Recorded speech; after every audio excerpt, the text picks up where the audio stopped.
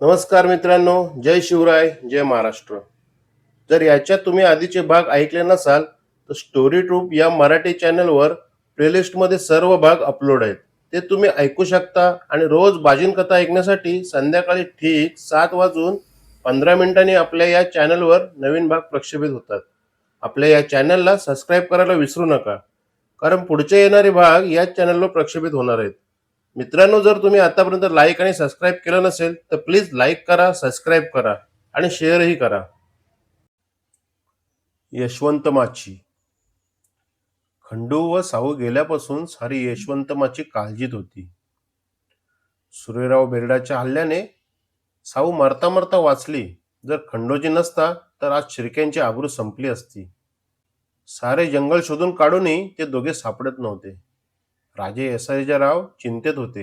दरम्यान एका शिलेदाराने वर्दी दिली, राजे बाईसाहेब आणि खंडू राजवाड्यात आले आहेत. राजे यसाजीरावांच्या पत्नीला रखमाबाई बाईसाहेबांना सावित्री येत आहे हे ऐकून आनंदाला पारावर राहिला नव्हता. तिने वाड्यातील बायका एकत्र करून पंचारती घेऊन खंडू आणि साऊला ओवाळून वाड्यात घेण्याची घाई केली. राजे यसाजीराव निहायत खुश होते. शिर्क्यांची आबरू सही सलामत परत येत होती तर, आणि तो घेऊन येणारा खंडू आपल्या पदरी असलेला पैलवान आहे ही भावना त्यांना मनस्वी आनंद देत होती. अनेक जखमा घेऊन व गेली कित्येक दिवसांची दगदग, त्यासोबत बाजींसारख्या आख्यायिकेतून प्रसिद्ध असलेल्या मात्र आजवर कोणी न पाहिलेल्या अवयला भेटून त्यांचे रहस्य ऐकून सोबत त्याच्या 100 वर्षाच्या तपस्येचा ठेवा सोबत घेऊन आपण आलो आहोत याच्या जाणीवेने सावित्री व खंडोजी मनात एक जबाबदारीच्या भावनेत होते. जखमा व दगदग यांची चिंता उरली नव्हती. मोठ्या आनंदात ते यशवंत माचीत प्रवेशले. शिंगे तुतारीच्या निदानात आणि यशवंत माचीच्या हजारो लोकांच्या साक्षीने सावित्री आणि खंडोजी वाड्यात आले. यसाजीरावांच्या पत्नी व सावित्रीची आई रखमाबाई साहेबांनी दोघांना ओवाळून वाड्यात घेतले. राजे यसाजीरावांनी खंडोजीला आनंदाने मिठीच मारली. जड शब्दात ते बोलले, खंडू, आज शिर्केची आबरू इज्जत केवळ तुझ्यामुळे सही सलामत आम्ही पाहत आहोत, तर तुझे उपकार शिर्के कधीही विसरणार नाहीत. त्यांचे जोडलेले हात हातात धरत खंडोजी उद्गारला, राजे, हे तर माझे कर्तव्य होते. तुम्ही सांगाल ते काम मी मोठ्या आनंदाने करेन. खंडोजीचे बोलणे ऐकून राजे यसाजींनी त्याला पुन्हा मिठी मारली. त्याच्या अंगावरच्या जखमा पाहून त्यांनी त्वरित वैद्यांना बोलून आणले. वैद्यांनी जखमा पाहिल्या आणि शिर्क्यांच्या वाड्याच्या मागे असलेल्या विहिरीत वर्षानुवर्ष ओतून जुने घट्ट बनवलेले तूप आणून त्याच्या जखमांना लावले. कित्येक दिवसांच्या वेदना शांत होताना पाहून खंडोजी दीर्घ श्वास घेत झोपी गेला. सावित्रीही तिच्या कक्षात पहुडली आणि गेले कित्येक दिवसांची चित्ततरारक घडत घडत गेलेल्या गोष्टी आठवण्याचा प्रयत्न करू लागली. बेरडाच्या जीवघेण्या हल्ल्यात जीवाची बाजू लावून तिला वाचवणारा खंडोजी तिला वारंवार आठवत होता. ती दरीतून मारलेली उडी, भिल्लांचा हल्ला, बाजींचे जंगल, खंडोजीची बहादुरी आणि ज्या प्राणप्रिय ध्येयासाठी स्वतःच्या जीवाची पर्वा न करता तो यशवंत माचीत पैलवान म्हणून आला, त्याचे ते काम सावित्रीला मनोमन आवडले होते. गेले कित्येक दिवस खंडोजीच्या सहवासाची जणू काही सवय तिला लागली होती. ती त्या रम्य आठवणीत झोपी गेली. खंडोजी यशवंत माचीत आला आहे ही बातमी वाऱ्याच्या वेगाने वस्ताद काकांच्या कानावर गेली. बहिर्जींच्या परवानगीशिवाय खंडोजीने सावित्रीला वाचवण्याचा सूर्यराव बेरडचे जे वैर घेतले होते ते बहिर्जींच्या कानावर गेले होते. खंडोजीला गिरफ्तार करण्याचे आदेश वस्ताद काका व त्यांच्या तुकडीला मिळाले होते. पण खंडोजी सोबत आजवर शेकडो मोहीम केलेल्या वस्ताद काकांचा खंडोजीवर जीव होता.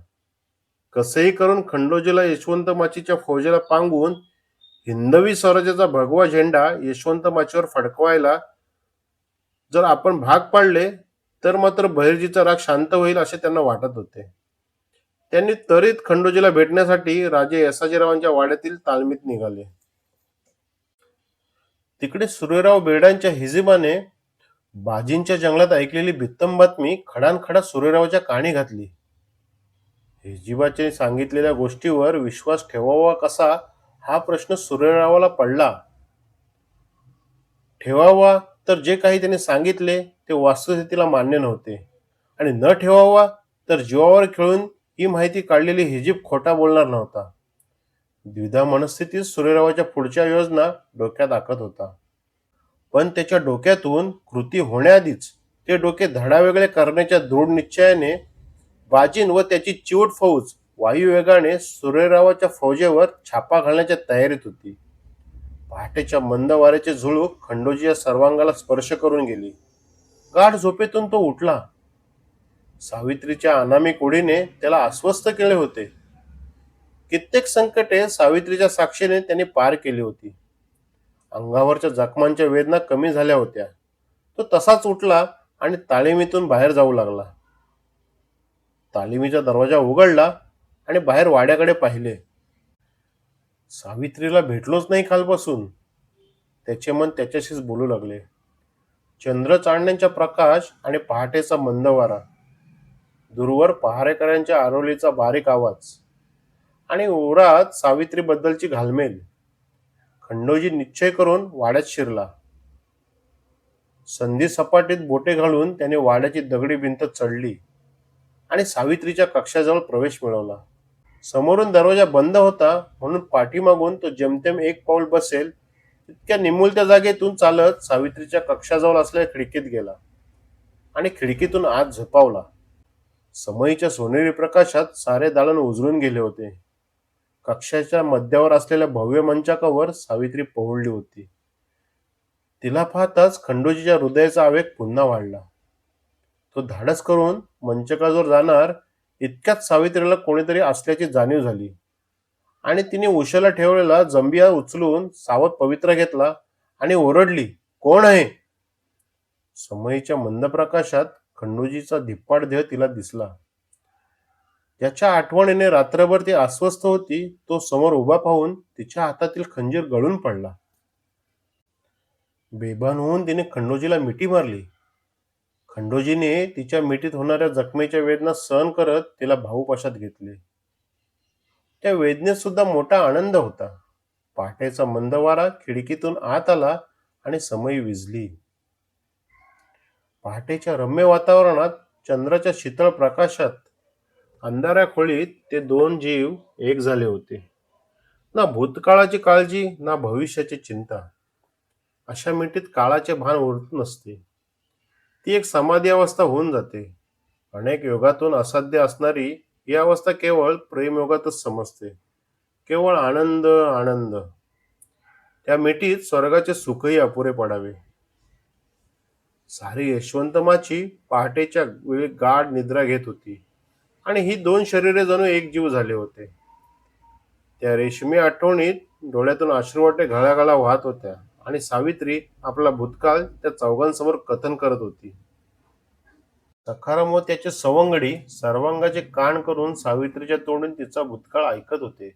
सावित्री भरल्या नेत्राने तिच्या भूतकाळात रममान झाली होती. बाईसाहेब, पुढे काय झाले? धाडस करून मल्हारीने सावित्रीला प्रश्न केला. पुढे?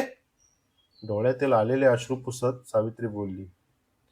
दैव अशी विचित्र परिस्थिती का घेते देव जाणे. जेव्हा असे वाटते की आयुष्यात सर्व संपले तेव्हा नवीन अध्याय समोर मांडते. तर जेव्हा वाटते की आता काही नको, अगदी त्याच वेळी नियतीची वाईट चपराक बसते. खंडोजीच्या मिठीत मी जग विसरले होते. सकाळच्या कोवळ्या सूर्यकिरणांनी पहाटेचे शीतळ चांदणे विरून गेले. रायगडच्या बाजूने आलेल्या गार वाऱ्याने आम्ही दोघेही भानावर आलो. खंडोजी म्हणाला, साऊ, आता तुझा विरह सहन करणे मला अशक्य आहे. मी आता बहिर्जी नायकांच्या खासगीत वर्दी धाडून त्यांची भेट घ्यायला निघतो. बाजींची बहुमूल्य जबाबदारी त्यांच्या हाती सुपूर्द करून मला तुला कायमचे घेऊन जायचे आहे. खंडोजीची मिठी सैल करत साऊ बोलली, ठीक आहे. मलाही तुमच्याशिवाय जगणे आता मुश्किल आहे. मी पण आजच आबासाहेबांची समजूत काढते. घडलेले सर्व कथन करते. शिवरायांच्या हिंदवी स्वराज्याच्या पवित्र कामात आता शिर्क्यांची तलवार चालवावी म्हणून नक्कीच आबांना समजून सांगेन. सावित्रीचे दोन्ही खांदे घट्ट पकडून खंडोजी बोलला, साहू, असे जर घडले तर माझ्यावर नायकांनी सोपवलेली कामगिरी फत्य होईल. रक्ताचा थेंब न सांडता यशवंतमाची स्वराज्यात आली तर तू आणि मी जन्मोजन्मी एकत्र राहू. ही शपथ मी तुला देतो. मी त्वरित खेडबाऱ्याकडे रवाना होतो. सावित्रीचा निरोप घेऊन घाईने खंडोजी ताळमीकडे जाऊ लागला. दरम्यान हत्यारबंद संबंधी जंगल मार्गात पेरून खंडोजी सोबत शेवटची वाटाघाटी करायच्या उद्देशाने वस्तात काका रात्रीत यशवंत मातीच्या हद्दीत आले होते. खंडोजी ताळमीत आला व लपून ठेवलेली ती गूढ वही घेतली. कमरेला तलवार, पाठीला ढाळ अडकवली. ढाळीच्या आत ती वही लपवली आणि क्षणभर जगदंबेचे स्मरण केले. आता पुढचे काही तास त्याच्यासाठी खूप महत्वाचे होते. तिकडे सूर्यराव बेर्डाने यशवंत माचीवर निकराचा हल्ला चढवायचे नियोजन केले. आजवरच्या अपमानाचा बदला राजा यसाजीरावांच्या रक्ताने धुतला जाईल असे त्याने मनोमन योजले. यशवंत माची व बाजींची ती गूढ ठेव, दोघांची ताण त्याला लागली होती. ती तहान आता केवळ शिर्क्यांच्या रक्ताने शमणार होती. पण सूर्यरावाचे मनसुबे धुळीस मिळवण्यास बाजींची ती चिवट फौज वाऱ्याच्या वेगाने जंगलात घुसली नव्हे, आलीच. हर हर महादेवच्या गर्जनाने जंगल दुमदुमून गेले. यशवंत माचीकडे रोखलेले सूर्यरावचे भाले मागे वळले. तुफानी युद्धास प्रारंभ झाला. हल्ला कोणी केला, का केला, विचार करायला सूर्यराव सवडच मिळाली नाही. त्याने बाजींच्या फौजेशी निकराची लढत द्यायला सुरुवात केली. बाजींच्या येण्याने जंगलातील सर्व प्राणी कमालीचेच बिथरले होते. त्यांच्या गोंगाटाने असमंत दुमदुमून गेला होता. समोरून अनोळख्या शत्रूचा हल्ला व जंगलातील प्राण्यांनी, पक्ष्यांनी, कीटकांनी चालवलेला गोंगाट याने सूर्यरावची फौज भेदरून गेली व वाट दिसेल तिकडे धावू लागली. सूर्यराव सर्वांना ओरडून थांबायचे आदेश देत होता, पण भीतीने गांगरलेली त्याची सेना काही ऐकून घ्यायच्या मनस्थितीतच नव्हती. इकडे खंडोजी ताळमीतून बाहेर पडणार इतक्यात वस्ताद काकाने ताळमीचे दार उघडले. काकांना पाहताच खंडोजी आनंदाने बेभान झाला. त्याने वेगाने जाऊन काकांच्या चरणांना स्पर्श केला. काकाने त्याला उठवत मिठी मारली. खंडू, कसा आहेस तू आणि काय करून बसला आहेस तू?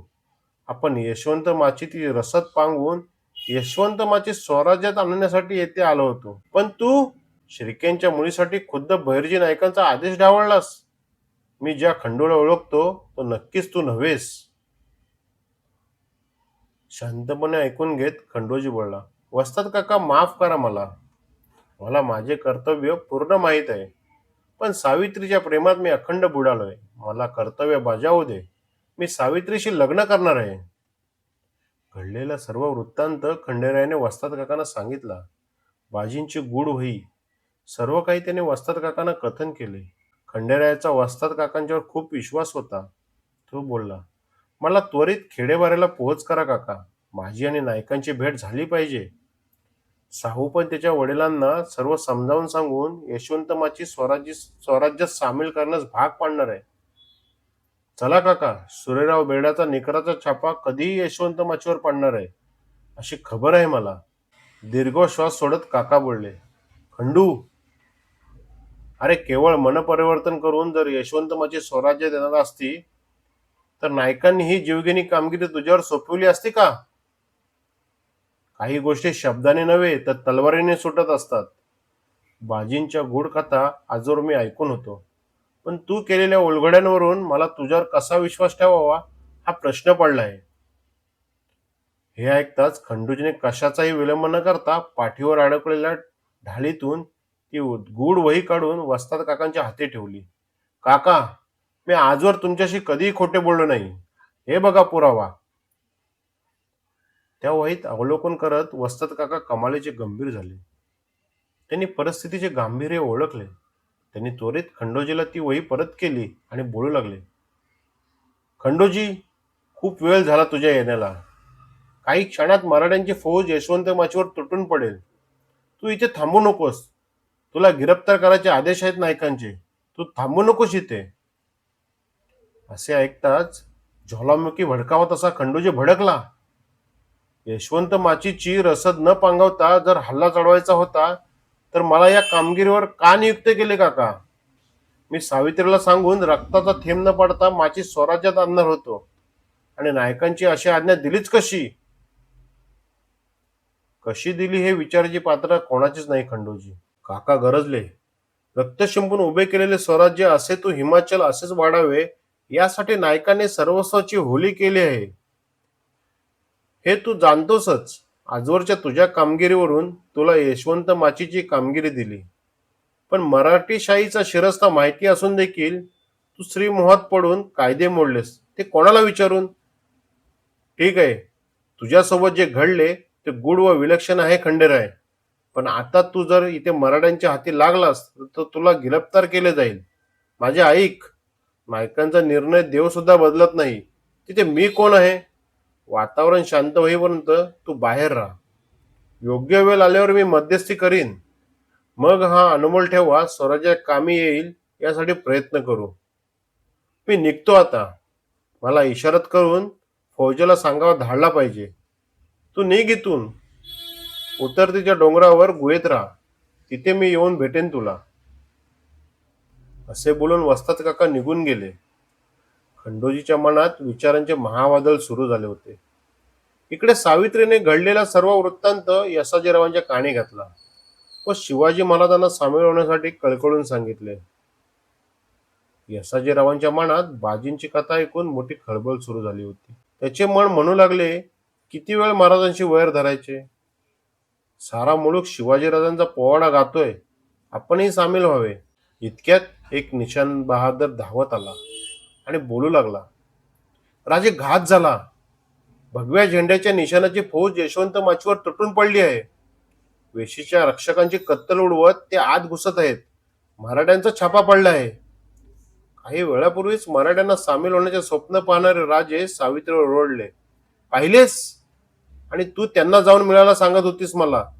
आता मारू किंवा मरू, तू वाड्याबाहेर पडू नकोस. असे बोलून राजे बाहेर पडले. युद्धडंका वाजू लागला. शिर्क्यांचा सेनासागर जमा झाला. आता युद्ध. आता मोठमोठे अलंकारिक शब्द मौन राहतील. आता तलवारी बोलतील, तरवारीच चालतील. राजे यसाजीरावांनी युद्धाचा पोशाख सोडून घोड्यावर स्वार झाले. पाठोपाठ शिर्क्यांची चिवट फूट सुद्धा तयार झाली. आता युद्ध. आता मोठे मोठे अलंकारिक शब्द मौन राहतील. आता तलवारी बोलतील, तलवारीच चालतील. राजे यसाजीरावांनी युद्धाचा पोशाख चढवून घोड्यावर स्वार झाले. पाठोपाठ शिर्क्यांची चिवट फौज सुद्धा तयार झाली. तर मित्रांनो, काय होणार आहे पुढे? नक्की कोणतं रहस्य येणार आहे आपल्या या बाजीन कथेमध्ये? पुढे नक्की काय होणार आहे हे ऐकण्यासाठी ऐकत राहा बाजिंद एक रहस्य कथा आपल्या स्टोरी ट्यूब मराठी चॅनलवर. आणि अजूनही कोणी सबस्क्राईब केलं नसेल तर आपल्या या स्टोरी ट्यूब मराठी चॅनलला नक्की सबस्क्राईब करा, शेअर करा, लाईक करा. धन्यवाद.